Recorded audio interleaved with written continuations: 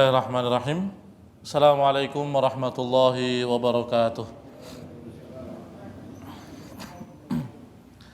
Innal hamdalillahi nahmaduhu wa nasta'inuhu wa nastaghfiruh wa na'udzu billahi min shururi anfusina wa sayyiati a'malina. May yahdihillahu fala mudilla lahu wa may yudlil fala hadiya lahu. Asyhadu an la ilaha illallah wahdahu la syarika lahu wa asyhadu anna Muhammadan abduhu wa rasuluhu la nabiyya wa la rasula ba'dah. Allahumma salli wa sallim ala nabiyyina Muhammad wa ala alihi wa ashabihi wa man sara binahjihi ila yaumil qiyamah. Ya ayyuhalladzina amanu taqullaha haqqa tuqatih wa la tamutunna illa wa antum muslimun.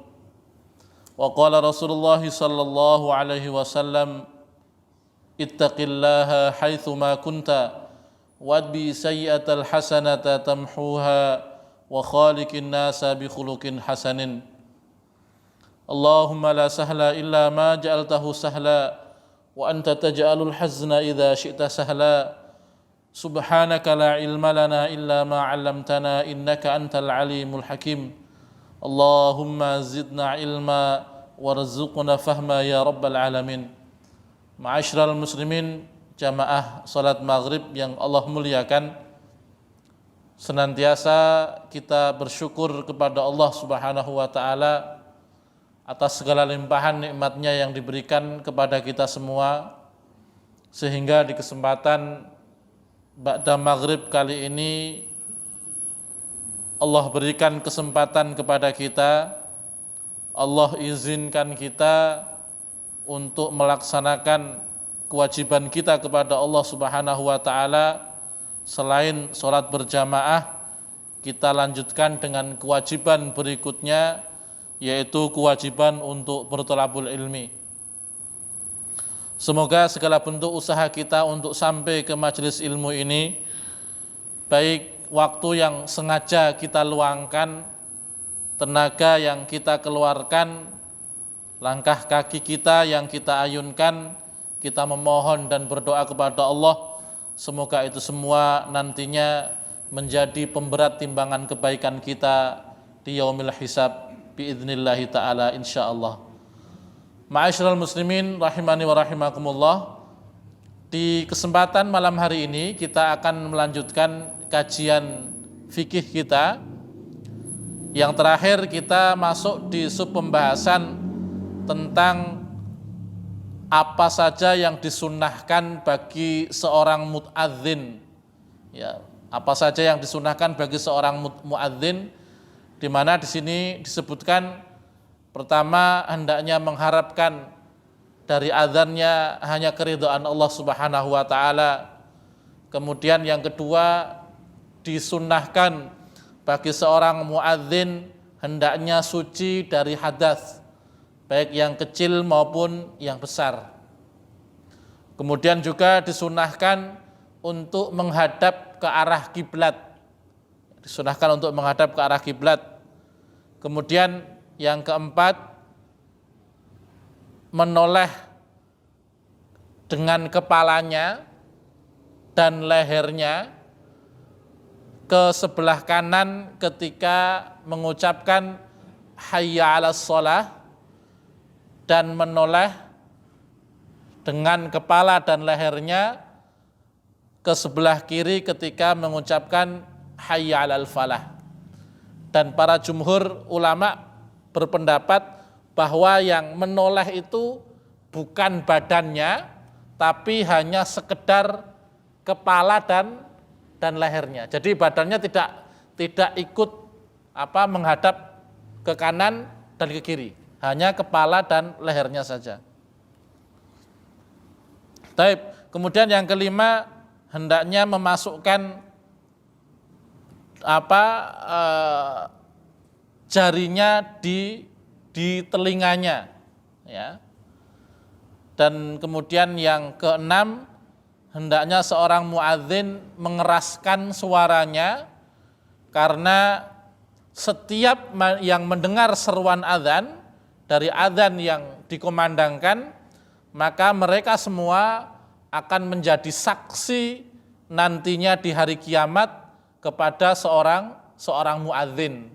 Dan tentunya ini diantara keutamaan dan kelebihan seorang muadzin adalah setiap yang mendengar daripada suara azannya, maka di hari kiamat mereka akan bersaksi kepada Allah atas kebaikan seorang muadzin tersebut.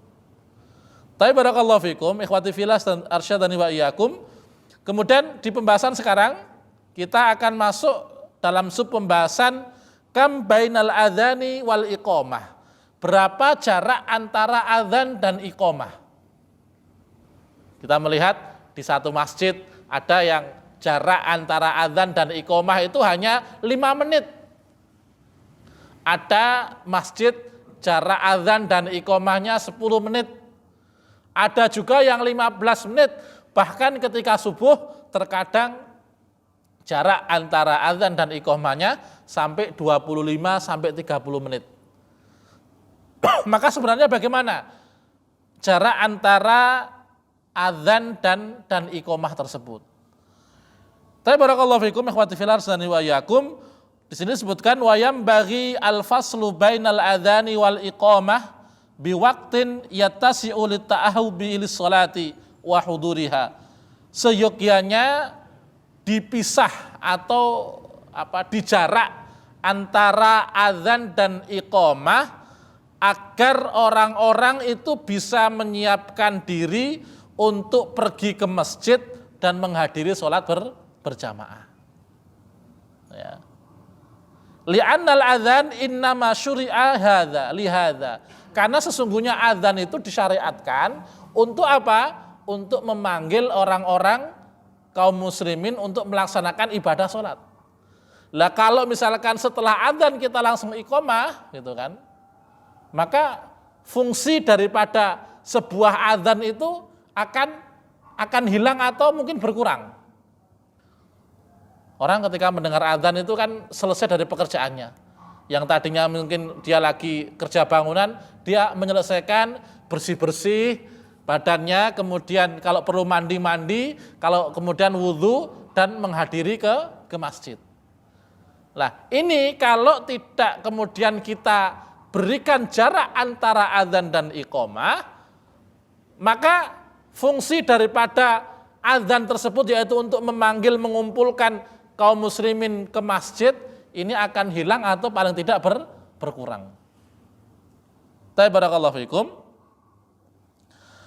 Kemudian qala Ibnu Battal la hadda lidzalika ghairu tamakkunid dukhulil waqti wajtima'il musallin. Tidak ada batas secara khusus yang disebutkan oleh Nabi kita Muhammad sallallahu alaihi wasallam tentang berapa lama jarak antara azan dan iqamah. Hanya saja ya, yang penting sudah masuk waktu sholat dan jamaah itu sudah berkumpul. Kalau setelah adzan ternyata seluruh jamaahnya sudah berada di masjid, ya qomat silahkan. Tapi kalau kita mau jarak sehingga orang memberi kesempatan kepada orang-orang yang masih di rumah untuk kemudian jalan ke masjid ikut berjamaah dengan kita, lebih baik. Ya, lebih baik karena untuk mendapatkan faedah daripada adzan tersebut akan lebih terasa bagi kaum muslimin. Barakallahu fikum ikhwati fillah dan wa iyyakum. Sekali lagi batasan secara khusus tidak disebutkan oleh Nabi kita Muhammad sallallahu alaihi wasallam. Bahkan dalam riwayat yang sahih pernah diceritakan para sahabat ketika selesai adzan salat Isya, mereka menunggu Nabi kita Muhammad sallallahu alaihi wasallam di masjid sampai mereka ada yang tertidur saking lamanya Nabi tidak datang ke masjid. Diceritakan dalam hadis tersebut sampai tengah malam. Jadi sahabat itu nunggu di masjid sampai tengah malam, baru Nabi Muhammad SAW kemudian hadir di masjid tersebut, kemudian memerintahkan untuk iqamah dan sholat isya. Nah, diceritakan di situ para sahabat langsung mereka mengerjakan sholat. Nah, ini diantara dalil para ulama yang mengatakan bahwa tidur selama tidak berbaring, bahkan mengatakan ada juga sahabat yang berbaring ketika itu tidurnya. itu tidak membatalkan wudu. Walaupun pendapat yang saya ketahui, yang mestinya yang dalam pengetahuan saya yang lebih kuat adalah ketika tidurnya itu sampai kemudian terlentang, sampai mutajian ya, betul-betul dia itu tidurnya pulas, maka dalam kondisi tersebut akalnya sudah hilang dan dia hendaknya berwudu. Barakallahu fikum. Itu pembahasan tentang jarak antara adzan dan iqamat. Adapun ketika kita melihat di masjid-masjid yang ada, kemudian di situ ada ada Pak namanya ini, alarm atau jam waktu ya, di mana terkadang ini menjadi satu-satunya patokan seorang orang itu iqamah. Walaupun ini ya secara umum boleh, tapi kalau itu menjadi patokan utama tidak boleh. Karena sesungguhnya patokan iqamah itu ketika seorang imam itu sudah datang, barulah dikomandangkan iqamah. Kalau dia belum datang, kemudian belum mengamanahkan kepada orang lain, ya kita tunggu. Tapi kalau memang sudah diamanahkan kepada orang lain, misalkan di sini kalau sudah bunyi kok saya belum datang, berarti silakan untuk diimami siapa, di bawahnya siapa, ditunjuk. Kalau ini enggak hadir berarti si fulan. Nah, itu enggak masalah. Ya, ketika sudah memang menjadi kesepakatan. Tapi sekali lagi hak iqamah itu ada pada seorang imam. Kalau imam sudah memerintahkan iqamah, ya iqamah. Kalau belum, kita tunggu. Seperti itu. Tapi barakallahu fikum, pembahasan berikutnya adalah tentang an-nahyu 'anil khuruji minal masjidi ba'dal adzan. Larangan untuk keluar masjid setelah adzan. Jadi sudah selesai adzan nih kok malah kita pulang. Gara-gara misalkan tadi ternyata keasikan ngobrol, ya kan, habis maghrib misalkan ngobrol lama, lupa ternyata dia punya pekerjaan ataupun yang lain, atau mungkin hanya sekedar pengen saya sholat di rumah aja lah gitu kan. Maka dalam hal ini adalah terlarang, kecuali para ulama menyebutkan, kecuali jika ada udzur yang memang betul-betul mengharuskan dia untuk keluar masjid. Di antaranya wudu batal, dia keluar masjid. Ya, untuk wudu atau ada keperluan yang lain yang memang perlu dia keluar, enggak masalah. Dalilnya apa?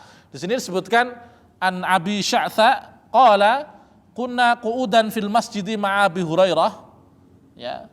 Dari Abi Sya'tha, beliau mengatakan kami pernah duduk bersama atau duduk bersama dengan sahabat Abu Hurairah radhiyallahu an.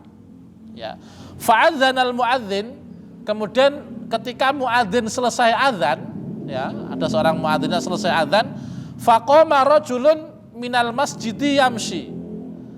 Ada seorang laki-laki berdiri kemudian berjalan keluar. Fa'atba'ahu Abu Hurairah basarahu, maka Abu Hurairah melihat laki-laki itu. Ya, sampai keluar itu Abu Hurairah melihat dengan betul-betul melihat itu ya. Hatta kharaja minal masjid, sampai laki-laki itu keluar masjid.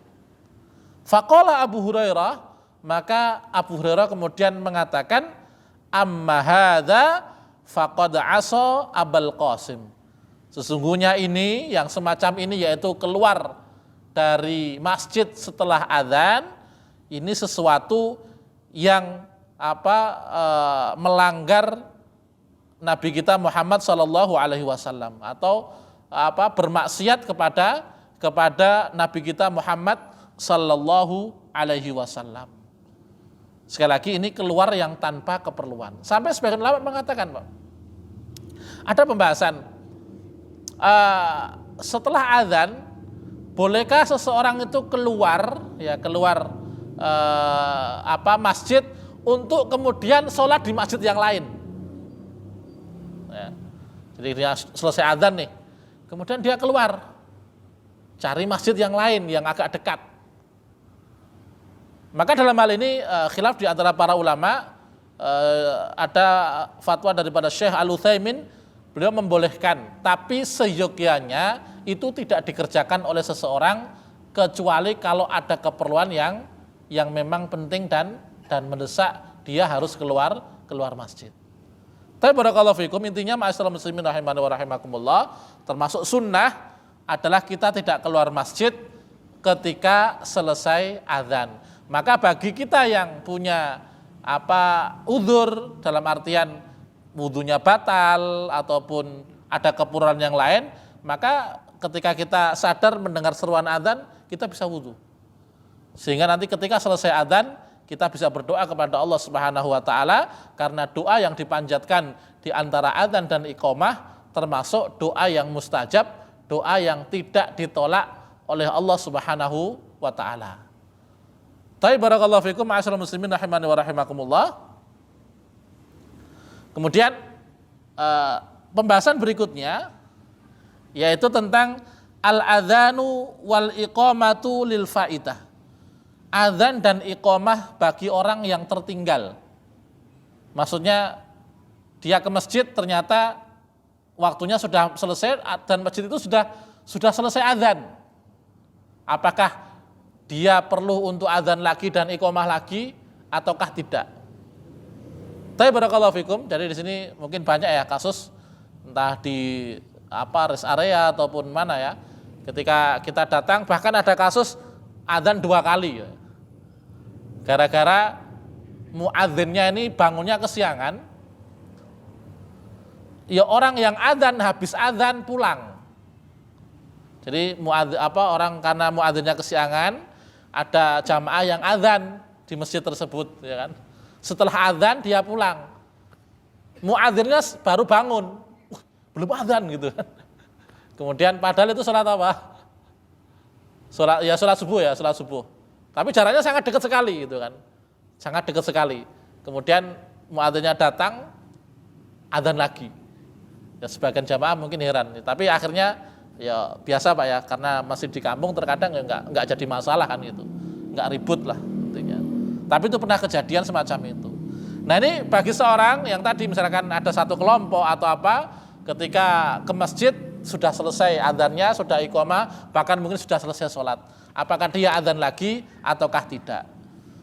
Tapi barakallahu fikum.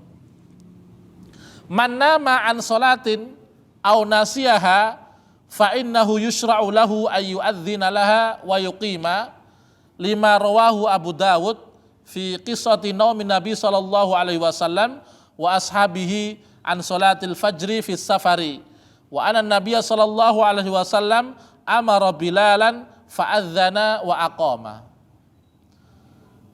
Barang siapa yang tertidur dari sholatnya atau lupa, ya, maka dia disyariatkan untuk adzan dan iqamah. Nanti ya, ini secara umum dulu ya.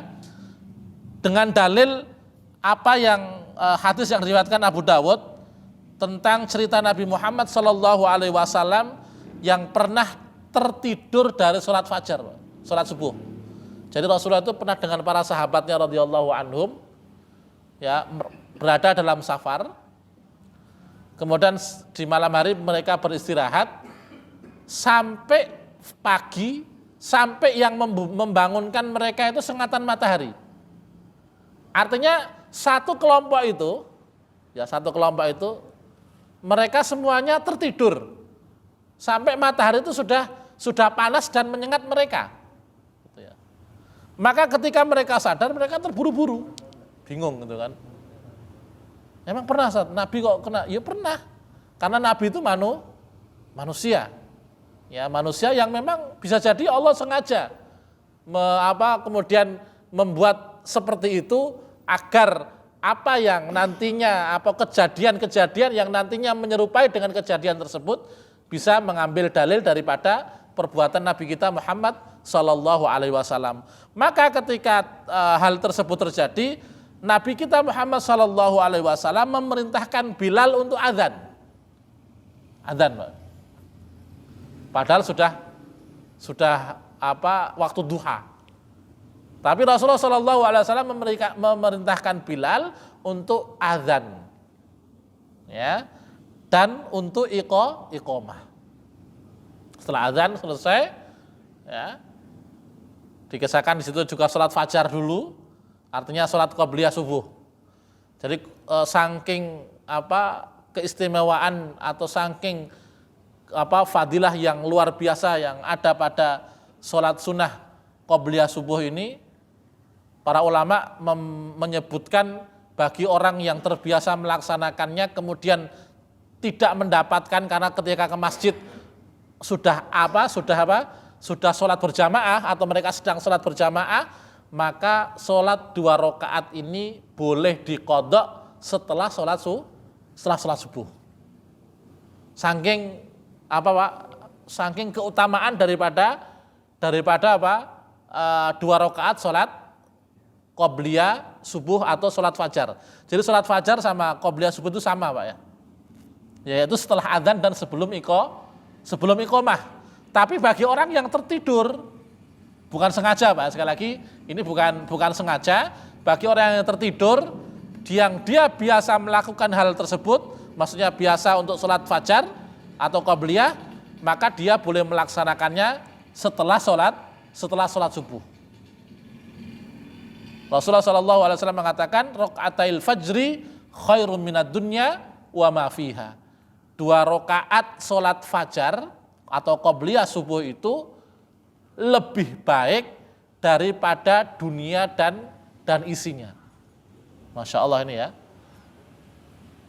Sholat subuh 2 rakaat qobliyah subuh itu nilainya dibandingkan dengan dunia dan isinya ini, maka dunia dan seisinya ini tidak akan bisa menandingi kemuliaan daripada 2 rakaat sholat qobliyah subuh. Makanya ikhwati fillah dan wiyakum, kalau misalkan mungkin ini sebagai saran saja, usul saja ya, kalau bisa jarak antara adzan dan iqomah itu di sholat subuh lebih dilamakan dibandingkan dengan yang lain.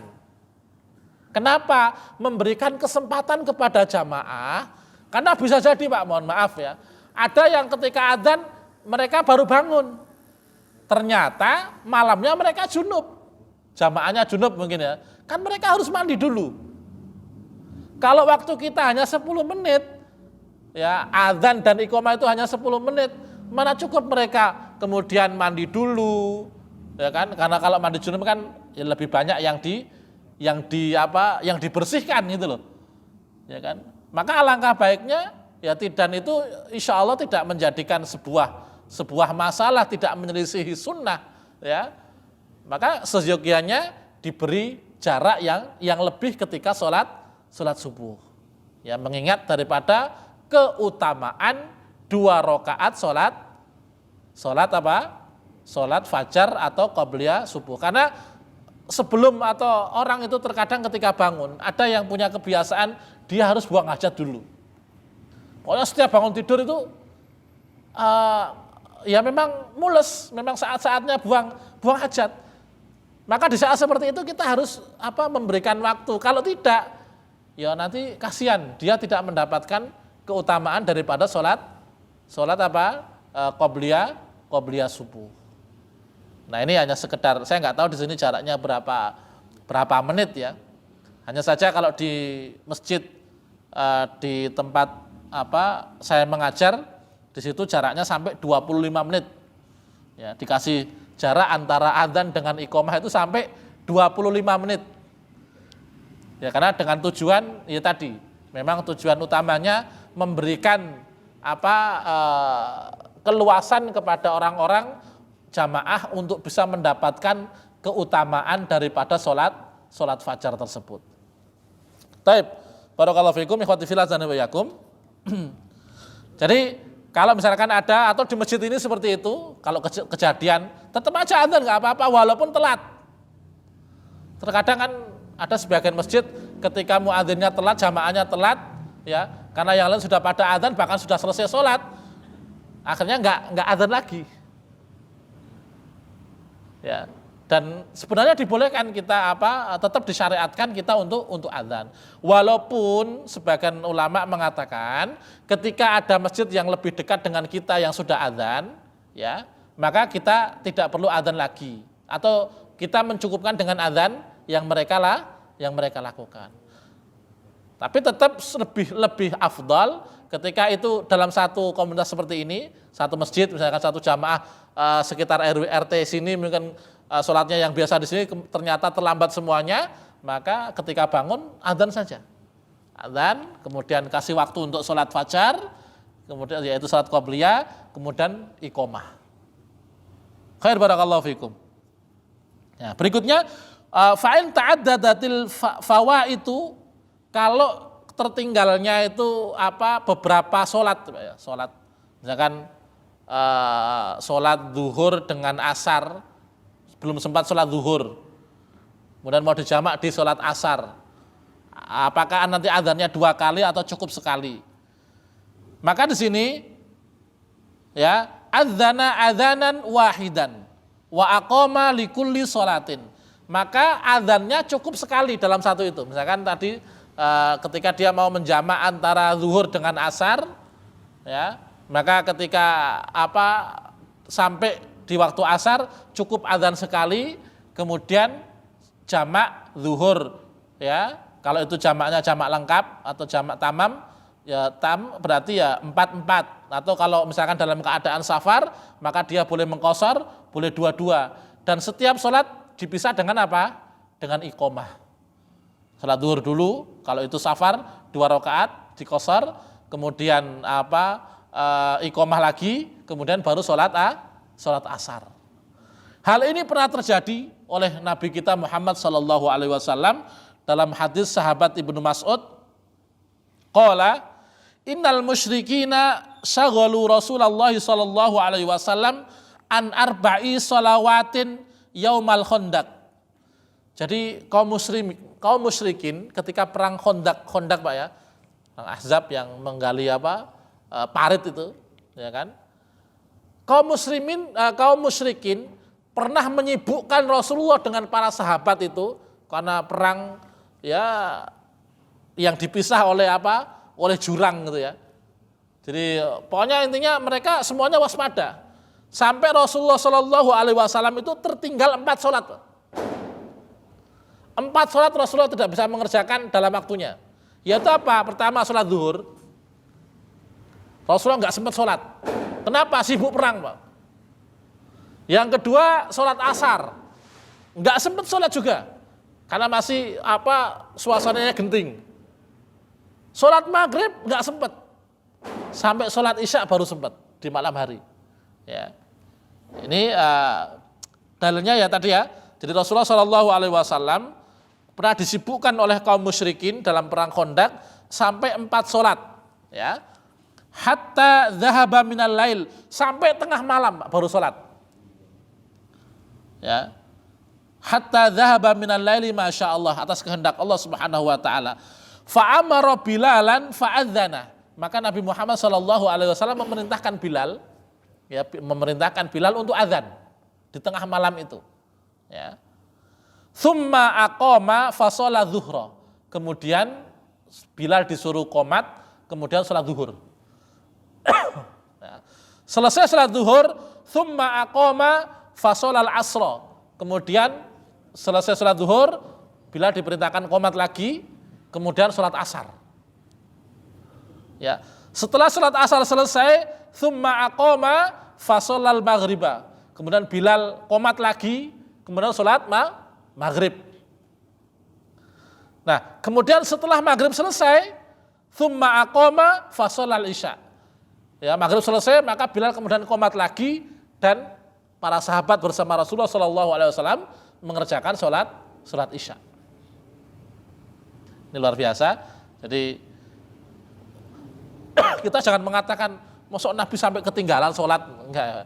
Itu bisa jadi memang skenario Allah Subhanahu wa taala, ya memang rencana Allah gitu kan, untuk memberikan contoh ketika kita mengalami hal yang sama dengan apa yang dialami oleh Nabi kita Muhammad sallallahu alaihi wasallam, kita bisa meniru beliau.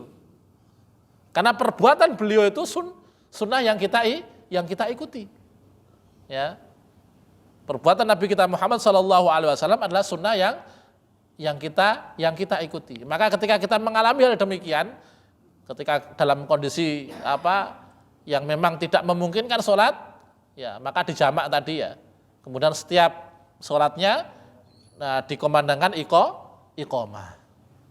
Tapi barakallahu fikum ikhwati fillah dan wa iyyakum, pembahasan adzan dan iqamah sampai di sini. Sebenarnya satu pembahasan lagi, yaitu tentang ketika iqamah apa yang dikatakan atau yang dijawab oleh seorang jamaah atau orang yang mendengarkannya. Kalau adzan kan jelas Pak ya. Ketika adzan Allahu Akbar, kita mengatakan Allahu Akbar, Allahu Akbar. Maka para ulama menjelaskan bahwa ketika iqamah pun sebagaimana dalil umum daripada sabda Rasulullah sallallahu alaihi wasallam, ya idza sami'tumun nida faqulu mithla ma yaqulul muadzin. Kalau kamu mendengar seruan adzan, maka katakanlah atau bacalah sebagaimana bacaan seorang muadzin. Ya, maka kita ikut. Karena qomat itu juga dinamakan adzan, Pak. Maka Rasulullah pernah mengatakan, ya bainal adzanaini, di antara dua adzan itu doa yang tidak ditolak oleh Allah Subhanahu wa taala. Rasulullah mengatakan dua adzan, di antara dua adzan. Itu maksudnya apa? Antara adzan yang kita ketahui adzan dan iqamah. Itu adalah waktu yang mustajabah untuk kita berdoa kepada Allah Subhanahu wa taala. Nah, barakallahu fikum. Masih pembahasan adzan sampai di situ untuk pembahasan adzan di kitab ini. Kemudian bab berikutnya masih ada waktu Pak ya. Sini masuk setelah adzan adalah pembahasan tentang sholat. Jadi ini memang ringkasan ya. Ini kitab fikih yang ringkas. Jadi pembahasannya lebih cepat daripada kitab-kitab fikih yang lainnya. Ya. Yaitu tentang syurutu sihhatis shalah. Langsung masuk pembahasan itu. Jadi masih bab tentang syarat-syarat sahnya sholat. Jadi ini masih bab utamanya itu tentang apa Pak? Kitabus shalah. Ya. Bab utama tentang kitab sholat. Ya dimulai dari apa? Dari adzan. Ya. Adzan sampai kemudian masuk bab sholat. Barakallahu fikum ikhwati fillah dan wiyakum. Di dalam ibadah sholat kita mengenal istilah syarat-syarat sahnya ibadah sholat, dan juga kita mengenal istilah apa? Rukun-rukun sholat. Ada syarat sholat, ada rukun sholat. Lalu bedanya apa antara syarat dan rukun ini? Ya, bedanya apa syarat dan rukun? Di dalam pernikahan pun juga ada apa? Ada syarat nikah, ada rukun nikah. Dan di dalam ibadah-ibadah yang lain pun ada namanya syarat dan rukun. Dan perlu diketahui ikhwati fillah dan wiyakum, kalau kita ingin mengetahui ibadah atau suatu ibadah itu sah atau tidak, saya katakan sah atau tidak Pak ya, bukan masalah diterima atau tidak, bukan masalah dapat pahala atau tidak, tapi masalah ini ibadahnya sah atau tidak, maka cukup dengan kita melihat satu, apakah syaratnya terpenuhi, yang kedua apakah rukunnya terpenuhi. Kalau syarat dan rukunnya sudah terpenuhi, maka kita katakan ibadahnya sah. Ibadahnya sah. Nikahnya sah. Puasanya sah. Sholatnya sah. Ketika apa? Ketika syarat dan rukun sudah terpenuhi. Tapi kalau dikatakan dia sholatnya diterima atau tidak, nah itu urusan lain. Beda antara diterima dengan sah Pak ya. Kalau sah berarti sudah nggak punya tanggungan. Tapi kalau diterima atau tidak, itu semuanya urusan atau hak yang dimiliki oleh Allah Subhanahu wa taala untuk menerima atau tidak dari amalan seorang hamba. Sebagaimana Rasul pernah mengatakan, kam min shaimin laisa min siyamihi illal ju' wal atos, ya. Berapa banyak orang yang mengerjakan puasa tapi tidak mendapatkan dari puasanya kecuali hanya rasa lapar dan haus saja. Tapi kalau kita katakan puasanya sah enggak? Sah, karena rukun dan syaratnya terpenuhi. Tapi kalau diterima atau tidak, maka kita kembalikan kepada Allah Subhanahu wa taala. Termasuk ibadah sholat yang kita lakukan, Pak ya. Ketika syarat dan rukunnya sudah terpenuhi, maka ibadah kita sah. Tapi masalah diterima atau tidak, itu kita kembalikan kepada Allah Subhanahu wa taala. Barakallahu fikum. Maka bedanya apa tadi antara rukun dengan syarat? Ya, para ulama menjelaskan rukun sesuatu yang tidak boleh ditinggalkan atau sesuatu yang menjadi kewajiban dalam suatu ibadah, dan ibadah itu atau rukun itu berada di dalam ibadah tersebut. Contoh mudahnya gini, Pak. Membaca Al-Fatihah. Nah, sebelumnya tadi rukun ya. Jadi satu kewajiban yang kewajiban itu berada di dalam ibadah itu, rangkaian ibadah tersebut. Sedangkan syarat itu satu kewajiban yang harus dikerjakan dan dia berada di luar daripada rangkaian ibadah tersebut. Sebagai contoh, kalau membaca surah Al-Fatihah, itu rukun atau syarat? Kenapa kita bisa katakan rukun? Karena dia berada di dalam rangkaian ibadah sholat itu. Sekarang, kalau mengetahui masuknya waktu sholat, ini syarat atau rukun? Mengetahui masuknya waktu sholat. Syarat atau rukun? Syarat. Kenapa? Karena mengetahui itu kan bukan bagian daripada rangkaian dari ibadah-ibadah tersebut. Ya. Khotifillah sanawiyakum. Maka syarat yang pertama di sini, ya,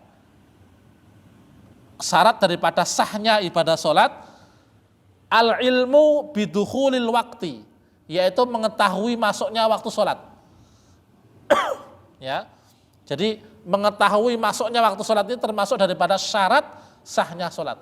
Kalau kita belum tahu ini sudah zuhur atau belum ya, kemudian kita sholat, maka sholatnya nggak diterima. Kenapa? Karena kita nggak tahu sudah zuhur atau belum. Ya, Allah Subhanahu wa taala berfirman dalam surat An-Nisa ayat 103. A'udzubillahi minasyaitonirrajim. Innas sholata kanat 'alal mu'minina kitaban mauquta. Sesungguhnya sholat bagi orang-orang yang beriman itu mempunyai waktu-waktu yang sudah ditentukan. Ya. Sholat lima waktu yang kita kerjakan ini mempunyai atau punya waktu yang sudah ditetapkan oleh Allah Subhanahu wa taala. Dan waktu itu sudah kita bahas di kesempatan sebelumnya tentang waktu-waktu sholat. Ya. Dari subuh, dari terbitnya fajar shodiq sampai terbitnya matahari. Zuhur dari matahari itu tergelincir sedikit, ya, sampai kemudian bayangan suatu benda itu sama dengan benda tersebut. Kemudian waktu asar, dari waktu asar sampai terbenamnya matahari. Kemudian waktu maghrib dari terbenamnya matahari sampai hilangnya syafaq atau warna kekuning-kuningan yang ada di langit tuh Pak ya. Jadi kalau matahari tenggelam itu kan nanti akan ada warna kekuning-kuningan itu. Itu kalau sudah hilang, betul-betul hilang, maka berarti sudah masuk waktu sholat isya. Nah, waktu sholat isya sampai tengah malam. Sebagian ulama mengatakan sampai mendekati waktu subuh. Tapi itu tentang masalah sholat dan sudah kita bahas di kesempatan yang sebelumnya. Ma'asyiral muslimin rahimani wa rahimakumullah, mengetahui masuknya waktu sholat ini sesuatu yang sangat penting dalam ibadah sholat. Kenapa? Karena ibadah sholat yang dikerjakan di selain waktunya, maka ibadahnya tidak diterima oleh Allah Subhanahu wa ta'ala kecuali karena ada udzur dan ada ketentuan syariatnya. Seperti sholat jamak. Ya. Ada jamak takdim, ada jamak takhir. Ya. Jamak takdim berarti dikerjakan di awal waktu sholat, yaitu misalkan zuhur dengan asar, berarti zuhur dan asarnya dikerjakan di waktu zuhur. Kalau jamak takhir berarti apa? Zuhur dan asar dikerjakan di waktu asar. Dan insya Allah nanti dalam pembahasan masalah jamak akan ada pembahasan tersendiri. Tapi barakallahu fikum, di sini dikatakan fala tasihhus sholatu qabla dukhuli waqtiha wala ba'da khurujihi illa li'udhrin. Dan sholat itu tidak akan diterima oleh Allah Subhanahu wa taala ya, sebelum masuk waktunya atau setelah waktunya habis, kecuali karena sesuatu atau kecuali karena udzur yang syar'i. Seperti apa? Ketiduran. Tidur itu udzur syar'i, Pak. Ya. Makanya kalau ada orang beralasan tidur, itu kita nggak bisa ngapa-ngapain. Bahkan dalam masalah fikih mengatakan kalau ada orang tertidur kemudian sampai bunuh orang dalam kondisi tidur, itu dia nggak kena apa? Nggak kena kisos. Karena dia mengerjakan itu dalam keadaan tidak sadar kan. Misalkan dia mimpi, kan ada orang kalau tidur istilahnya kalau dalam bahasa apa Pak? Bahasa Indonesianya apa Pak? Orang kalau bahasa Jermannya itu ngelindur Pak ya. Apa? Jadi dia bangun jalan tapi nggak sadar. Bahkan ada pembahasan juga bagaimana kalau orang tertidur kayak gitu sampai ke kamar orang lain gitu kan. Mungkin nggak? Ya mungkin kalau Allah menghendaki kan gitu. Artinya tidur itu termasuk alasan yang syar'i. Makanya bagi orang yang tertinggal sholat ya disebabkan karena tertidur atau lupa, maka sebagai kafaratnya adalah dia sholat ketika dia ingat. Tidak ada yang lain. Cukup ketika dia ingat bahwa dia belum sholat, maka kerjakan ketika itu. Ya, atau ketika dia terbangun dan dia belum sholat, maka kerjakan ketika dia bangun. Maka dikatakan di sini, ya, wala ba'da khurujihi illa li'udhrin. Dan sholat itu tidak sah dikerjakan di luar waktunya kecuali dikarenakan udzur yang syar'i. Tapi barakallahu fikum, ini syarat sah yang pertama, Pak ya. Kemudian syarat sah yang kedua yaitu at-thaharatu minal hadatsaini, yaitu suci dari hadas. Ya, suci dari hadas. Liqaulihi ta'ala, firman Allah Subhanahu wa taala dalam surat Al-Maidah ayat yang ke-6. Surat yang sangat masyhur untuk apa? Masalah thaharah, ya, untuk masalah bersuci. Allah Subhanahu wa taala berfirman, A'udzubillahi minasyaitonirrajim. Ya ayyuhalladzina amanu idza qumtum ilas sholati faghsilu wujuhakum wa aydiyakum ilal marafiqi wamsahu biru'usikum wa arjulakum ilal ka'bayn wa in kuntum junuban fattahharu. Ini potongan ya, belum selesai. Wahai orang-orang yang beriman, ini memang bersuci itu hanya untuk orang-orang yang beriman, Pak ya. Jadi orang-orang kafir tidak punya kewajiban untuk bersuci. Ya, makanya orang kafir itu tidak ada perintah untuk wudhu, tidak ada perintah untuk mandi janabah, tidak ada perintah untuk mandi mandi haid dan seterusnya. Karena perintah untuk bersuci itu hanya untuk orang-orang yang beriman. Ya ayyuhalladzina aman, wahai orang-orang yang beriman, idza qumtum ila sholati, apabila kalian hendak mengerjakan sholat, faghsilu wujuhakum, maka basuhlah atau cucilah, cuci Pak ya, menggunakan faghsilu wujuhakum, cucilah mukamu ya, wa aydiyakum ilal marafiqi, dan tanganmu sampai ke siku. Ini wajah, tangan itu dicuci Pak. Dicuci itu bukan sekedar disiram. Kalau dicuci itu pakai dipijat-pijat tuh. Taib. Wamsahu biru'usikum, dan usaplah kepala kalian, ya. Jadi usap kepala. Ya, kalau kepala disuruh untuk ngusap. Ya. Kemudian wa arjulakum ilal ka'bain, dan cucilah kakimu sampai ke mata kaki. Ini dalil untuk kita bersuci dari hadas, ya, dari hadas. Dan juga hadis dari sahabat Ibnu Umar, anan Nabiy sallallahu alaihi wasallam qala la yaqbalullahu salatan bi ghairi tuhurin. Allah Subhanahu wa taala tidak menerima salat tanpa bersuci. Ya, bersuci dari hadas dan najis tentunya ya. Barakallahu fikum, ikhwati fillah dan wiyakum, bersuci di sini ya, kalau itu hadasnya besar, junub, haid dan yang lainnya, maka dia diperintahkan untuk mandi. Ya, mandi. Kalau hadasnya hadas kecil, maka cukup dengan berwudu. Ya, cukup dengan berwudu. Tidak perlu mandi. Ikhwati fillah dan wiyakum. Kemudian yang berikutnya, syarat yang ketiga, yaitu tentang thaharatus tsaubi wal badani wal makanil ladzi yusalla fihi, ya. Bersih atau sucinya pakaian, badan dan tempat yang ia gunakan untuk sholat. Jadi pakaian kita yang kita gunakan untuk sholat itu harus kondisinya suci dari najis, Pak ya. Tidak terkena najis. Wal badan kita juga ya, wal badanu, badan kita juga harus kondisinya suci. Tidak boleh ada najis yang menempel di badan kita. Wal makan, dan tempat sholat.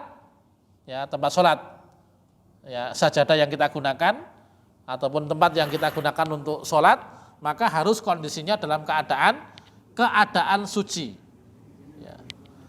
Amma toharatu tsaubi, adapun dalil tentang toharoh atau wajib sucinya pakaian, faliqaulihi ta'ala wa thiyabaka fatahhir. Ya, untuk dalil masalah pakaian itu harus suci adalah firman Allah Subhanahu wa taala di surat Al-Mudatsir, Pak ya. Surat Al-Mudatsir ayat yang keempat, Allah mengatakan wa thiyabaka fatahhir. Maka pakaianmu hendaknya disucikan atau dalam kondisi suci dari najis. Dan juga sabda Rasulullah sallallahu alaihi wasallam, idza jaa ahadukum ilal masjid fal yangdur fa in ra'a fi na'laihi qadaran aw adhan fal yamsahhu bil ardi wal yusalli fihima. Apabila kalian datang ke tempat sholat, ya, yaitu ke masjid, maka hendaknya setiap kalian melihat sandalnya. Jadi ini di zaman Nabi sholatnya masih menggunakan sandal, Pak ya. Sholatnya masih di pasir. Ya, sholatnya masih tidak menggunakan karpet seperti ini, tapi menggunakan pasir biasa. Ya, maka kata Nabi Muhammad SAW, setiap kalian ke masjid dan hendak melaksanakan sholat, maka lihatlah sandal kalian. Ya, fa in ra'a fi na'lahi qadaran, kalau kalian melihat di dalam sandalnya itu ada najis, ya, au adzan atau kotoran, fal yamsahhu bil ardi, maka hendaknya usapkanlah ke tanah. Jadi cara membersihkan sandal itu, Pak, sandal kalau kena najis, itu cara membersihkannya tidak harus menggunakan air, tapi cukup digosok-gosokkan ke tanah. Ya. Tapi barakallahu fikum, ya, fal yamsahhu bil ardi fal yusalli fihima, dan hendaknya kalian mengerjakan sholat dengan menggunakan sandal kalian atau dua sandal kalian. Nah, ikhwati fillah dan wiyakum, jadi hadis ini sebelumnya menjelaskan tentang Nabi Muhammad SAW itu pernah sholat, tiba-tiba beliau melepas sandalnya, Pak ya. Jadi sholat, dalam kondisi sholat beliau melepas sandalnya. Kemudian para sahabat pun yang nggak tahu, ya, karena memang Dikiranya apa? Ada wahyu yang turun atau perintah yang turun, sehingga mereka juga apa? Melepas sandal mereka. Ya, mereka juga melepas sandalnya. Barulah setelah sholat dijelaskan oleh Nabi kita Muhammad Shallallahu Alaihi Wasallam bahwa tadi dalam sholatnya Nabi itu dikabari malaikat Jibril, wahai Nabi, sandalmu itu ada najisnya. Maka ketika dikabari oleh malaikat Jibril bahwa di sandal Nabi itu ada najisnya, maka sandalnya dilepas oleh Nabi Muhammad Shallallahu Alaihi Wasallam. Maka ini nanti salah satu dalil yang menjadikan atau sebagai sandaran pendapat yang mengatakan bahwa orang yang tahu bahwa dia selesai sholat ternyata dipakainya ada najisnya, maka sholatnya tidak perlu diulang dengan dalil seperti tadi. Karena kalau dikatakan sholatnya batal, maka seharusnya Nabi kita Muhammad SAW itu memulai dari awal, lepas sandalnya mulai lagi. Tapi di sini tidak. Ya, Nabi hanya melepas sandalnya, kemudian melanjutkan sholatnya. Wallahu a'lam bishawab. Jadi sementara sampai di sini untuk pembahasan kita di kesempatan kali ini.